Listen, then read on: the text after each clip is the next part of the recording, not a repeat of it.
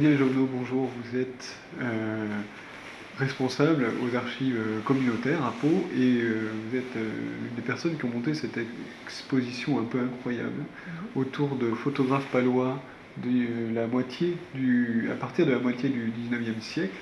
On apprend qu'il y a une école paloise de la photographie. C'est inconnu cette culture-là, ce patrimoine-là. C'est pas inconnu de tout le monde, parce qu'en fait, au contraire, les gens qui aiment la photo, et notamment la photo moderne, connaissent bien l'école paloise et elle se connaît en France, mais aussi à l'international. Parce que c'est des photos qu'on retrouve par exemple aux États-Unis dans des grands musées.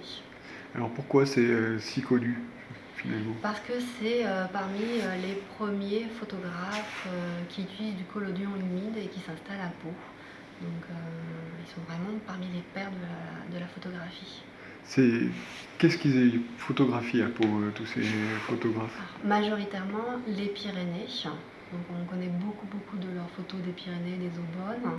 Et de temps en temps, ils s'arrêtaient sur Pau et réalisaient quelques vues. C'est associé aussi à l'effervescence paloise de la fin du 19e, avec les curistes, les Anglais, tout ce tourisme-là. Il y a de l'argent, de la richesse, donc on se prend en photo aussi.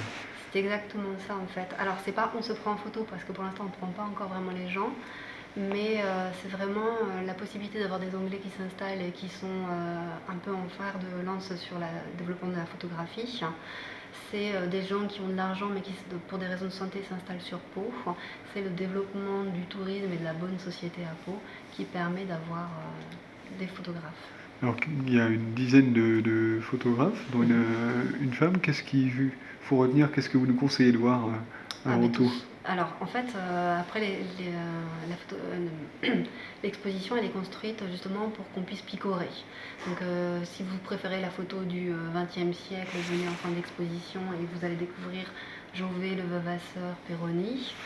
Si vous voulez voir une grande dame de la photographie, vous avez Marie Prévota. Et si vous voulez tout voir, en fait, vous pouvez tout faire. Mais vraiment, on peut prendre un photographe, le regarder, revenir le lendemain, deuxième photographe et faire un cheminement comme ça. Peut-être que le plus émouvant, ce sont les photos les premières photos de 1850, etc. On voit la passerelle sur le Gave, notamment, ça c'est extrêmement touchant.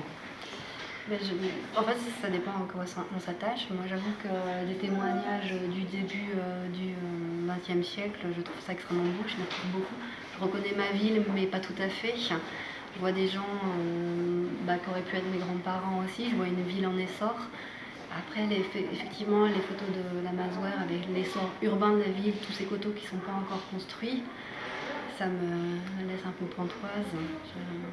Mais en fait, je crois que chacun a un côté émouvant et il faut juste apprendre à le découvrir. Merci beaucoup.